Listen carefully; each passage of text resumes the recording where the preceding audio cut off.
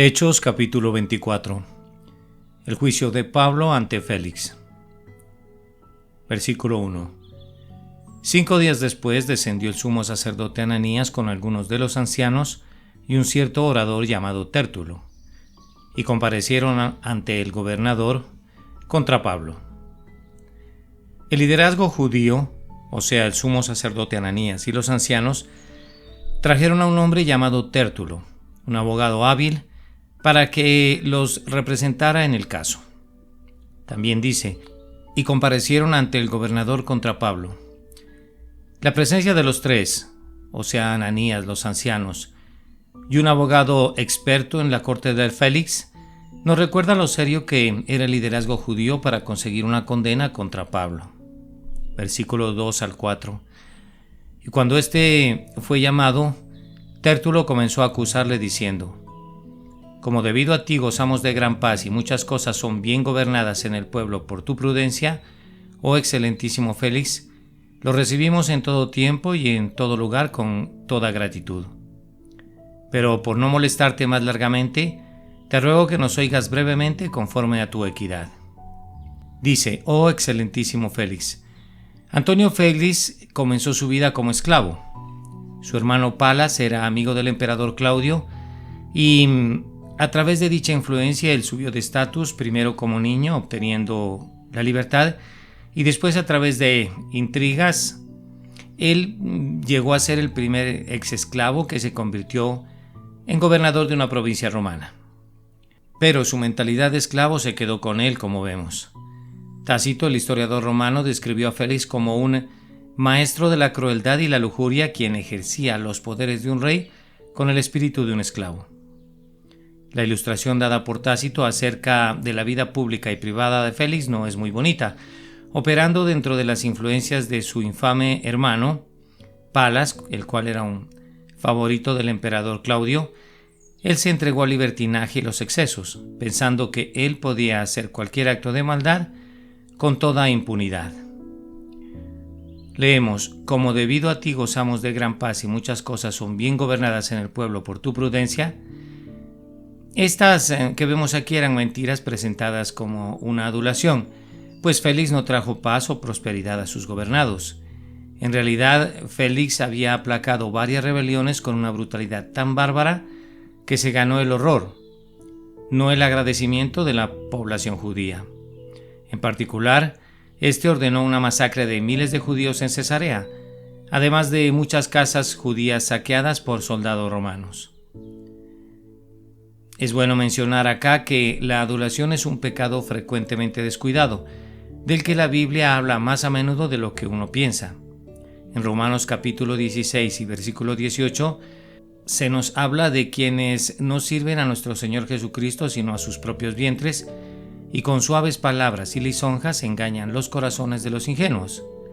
Judas 1:16 también nos habla de aquellos cuya boca habla cosas infladas, adulando a las personas para sacar provecho. En 4 diferentes ocasiones el libro de Proverbios conecta la adulación con el pecado de inmoralidad sexual, pues muchos han sido seducidos a la inmoralidad a través de la simple adulación. Proverbios 20:19 dice, el que anda en chismes descubre el secreto, no te entremetas pues con el suelto de lengua. Esto significa que no debemos convertir a los aduladores en nuestros amigos cercanos. También Salmos 78:36 dice que incluso podemos adular a Dios, cuando dice, pero le lisonjeaban con su boca y con su lengua le mentían.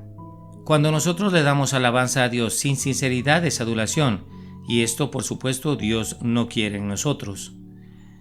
Acá supongo que incluso Félix fue lo suficientemente astuto como para haber escuchado en forma desinteresada. Es más, debió haber pensado, ¿qué buscan estos líderes judíos que tuvieron que venir desde Cesarea y adularme de esta manera? Versículos 5 y 6. Porque hemos hallado que este hombre es una plaga y promotor de sediciones entre los judíos por todo el mundo, y cabecilla de la secta de los nazarenos. Intentó también profanar el templo, y prendiéndole quisimos juzgarle conforme a nuestra ley. Los cargos aquí contra Pablo eran esencialmente porque este era políticamente peligroso, o sea, cuando dice una plaga y cabecilla de la secta de los nazarenos, y también en los cargos estaba que había profanado el templo. La antigua Judea estaba llena de pretendidos mesías y revolucionarios contra Roma. Es por esto que Tértulo quería poner a Pablo en el mismo grupo con este tipo de terroristas. Leemos: cabecilla de la secta de los nazarenos. Al referirse a Pablo como nazareno, este tenía la intención de asociarlo con un lugar generalmente despreciado y humilde. Este era un término de desprecio usado para los seguidores de Jesús, pues Nazaret tenía una mala reputación como ciudad. Esto se ve en Juan 1:46. Se lee: entre todos los judíos por todo el mundo. Aquí Tértulo hizo un cumplido inintencionado mientras describía el alcance de la obra de Pablo en el Imperio Romano. También dice: intentó también profanar el templo. Este fue el único cargo específico contra Pablo, pero Tértulo no dio evidencia de este cargo porque no existía evidencia. Este más bien fue un cargo fabricado a base de rumores, como vemos en Hechos 21, 26 y 29. Pablo es cierto que no tenía nada que temer de la verdad, pero sabía que la verdad no siempre gana en una corte de justicia. Significativamente, el mismo hombre que encontró fácil el adular, también encontró fácil acusar sin evidencia. Los dos, pues casi siempre van juntos. O sea, la persona que adula hoy probablemente mañana acuse sin evidencia. Versículos 7 al 9.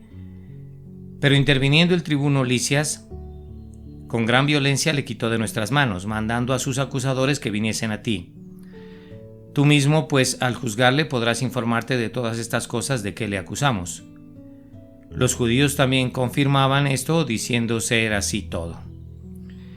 El comandante romano Lisias, quien rescató a Pablo, fue puesto en una mala imagen. Aquí vemos. Claramente los acusadores de Pablo lamentaron que el caso haya llegado tan lejos, habiendo preferido resolverlo con justicia de la multitud furiosa. Se lee: tú mismo, pues, al juzgarle podrás informarte de todas estas cosas de que le acusamos. Tértulo ni siquiera pretendió ofrecer evidencia externa de los cargos. Su única esperanza era que Pablo se inculpara él mismo bajo la examinación de Félix. Podríamos decir que su discurso se ha considerado siempre por los exégetas bíblicos débil, pobre e imperfecto. Sin embargo, quizás pocos con tan mala causa podrían haberlo hecho mejor. Dice: los judíos también confirmaban diciendo ser así todo. Los otros acusadores judíos presentes, o sea, el sumo sacerdote y los ancianos, estaban de acuerdo con los cargos, pero tampoco ofrecieron evidencia. Versículos 10 al 13. Habiéndole hecho señal el gobernador a Pablo para que hablase, éste respondió: porque sé que desde hace muchos años eres juez de esta nación. Con buen ánimo haré mi defensa. Como tú puedes cerciorarte, no hace más de 12 días que subí a adorar a Jerusalén, y no me hallaron disputando con ninguno, ni amotinando a la multitud, ni en el templo, ni en las sinagogas, ni en la ciudad. Ni te pueden probar las cosas de que ahora me acusan. Dice: con buen ánimo haré mi defensa. Pablo estaba feliz por hacer su defensa, sabiendo que los hechos de su caso estaban a su favor, y notablemente Pablo no usó adulación al referirse a Félix. Ni te pueden probar las cosas de que ahora me acusan, leemos aquí. A pesar de que habían pasado más de 12 días y se podía hallar fácilmente a muchos testigos, los acusadores de Pablo no presentaron testigos para probar que en realidad estuvo en el templo disputando o amotinando a la multitud. Esto simplemente nos dice que no había pruebas de sus acusaciones. Versículos 14 al 21. Pero esto te confieso, que según el camino que ellos llaman herejía, así sirvo al Dios de mis padres, creyendo todas las cosas que en la ley y en los profetas están escritas, teniendo esperanza en Dios, la cual ellos también abrigan, de que ha de haber resurrección de los muertos, así de justos como de injustos. y por esto procuro tener siempre una conciencia sin ofensa ante Dios y ante los hombres. Pero pasados algunos años vine a hacer limosnas a mi nación y presentar ofrendas. Estaba en ello cuando unos judíos de Asia me hallaron purificado en el templo, no con multitud ni con alboroto. Ellos deberían comparecer ante ti y acusarme si contra mí tienen algo. O digan estos mismos si hallaron en mí alguna cosa mal hecha, cuando comparecí ante el concilio, a no ser que estando entre ellos prorrumpí en alta voz acerca de la resurrección de los muertos, soy juzgado hoy por vosotros. Dice aquí, según el camino que ellos llaman herejía, así sirvo al Dios de mis padres. Pablo puso en claro que él no había abandonado al Dios de mis padres o la ley y los profetas. En lugar, actuó en cumplimiento de ambos. Tértulo llamó al cristianismo en este pasaje la secta de los nazarenos. Hablo de Hechos 24:5. Y Pablo aquí también lo llamó los del camino. Dice que ha de haber resurrección de los muertos. Esto era creído por muchos o la mayoría de los judíos más devotos del tiempo de Pablo, aunque no por los saduceos. La creencia de Pablo de que habrá una resurrección estaba conectada a su confianza específica en la resurrección de Jesucristo. 1 Corintios 15. Se lee así de justos como de injustos.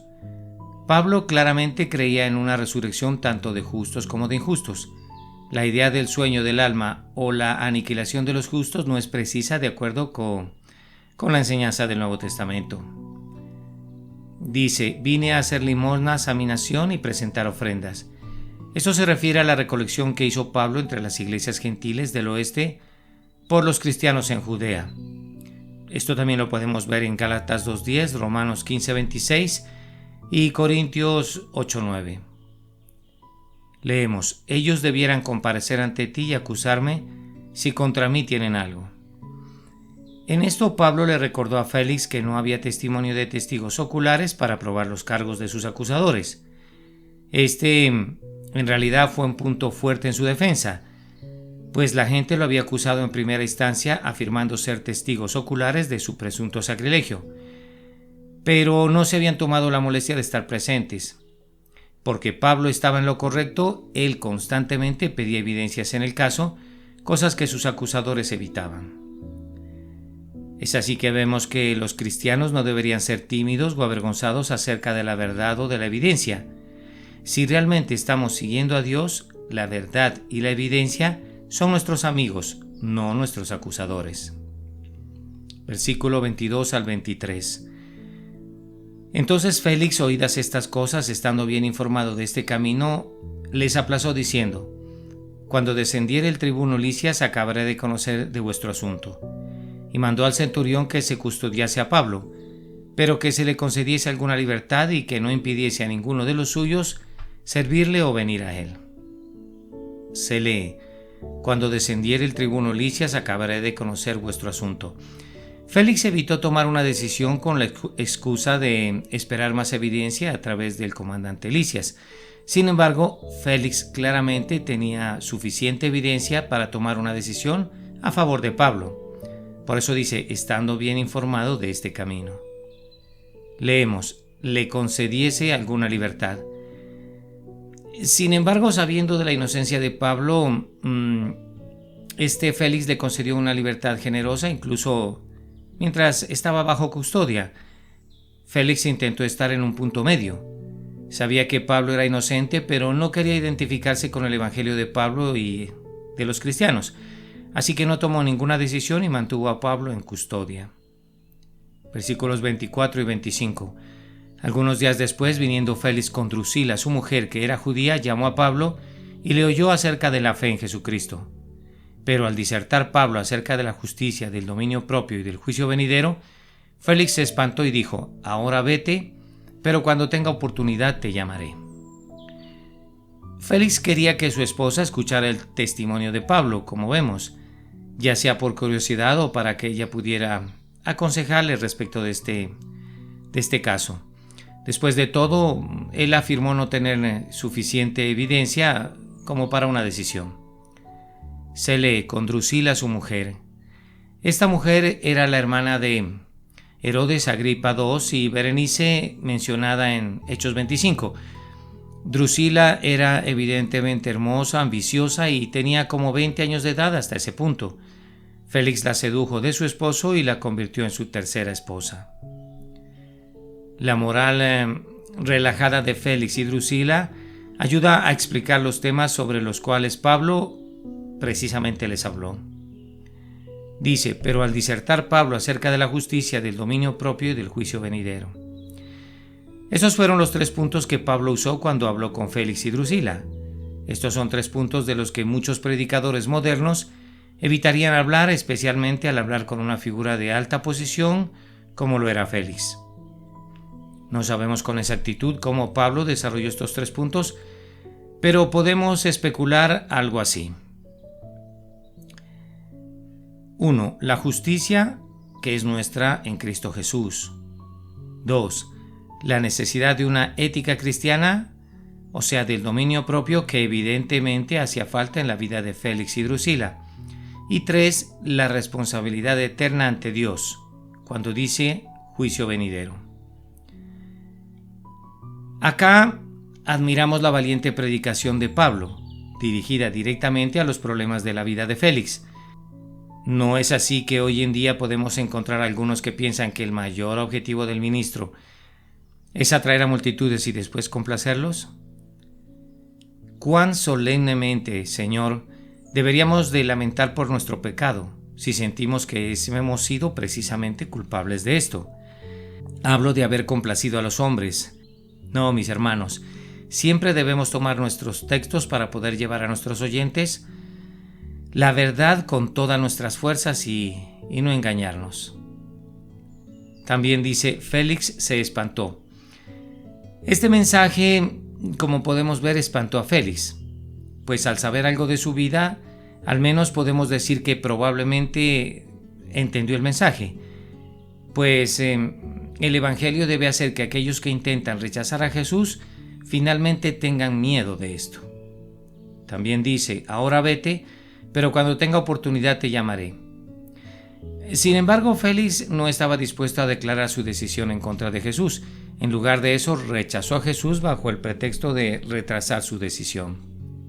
Muchos, como vemos, responden al Evangelio de esta misma manera.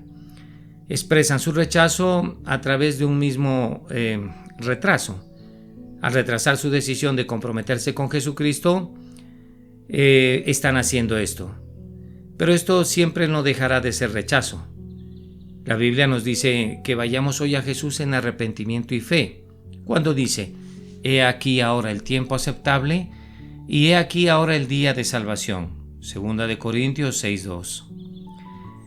Aquí lo que podría decirte a ti, hermano, que me escuchas, es que es tonto confiar en una oportunidad conveniente para arrepentirse y creer.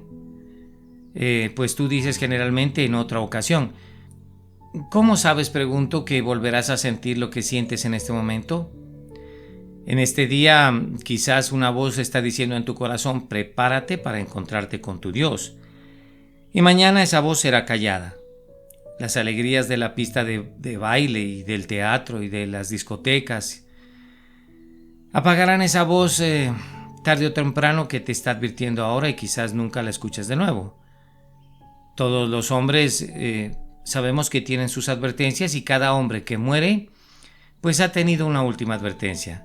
Quizás esta sea tu última advertencia, pues Dios hoy está jalando las riendas firmemente para alejarte de tu lujuria. Quizás hoy tú desprecias el freno y te apresuras locamente, pero Él va a echar las riendas sobre tu espalda diciendo: déjenlo solo. Y entonces esto será un recorrido oscuro entre la tierra y el infierno. Y lo correrás en una loca confusión, no pensando en un infierno hasta que te encuentres más allá de la advertencia, del arrepentimiento, de la fe y de la esperanza. Las afirmaciones de Jesús nunca van a ser oportunas para nosotros. Si insistimos en esperar una oportunidad conveniente, esperaremos por una eternidad y será una eternidad gastada en una separación agonizante de Dios. Para finalizar, leamos los versículos 26 y 27.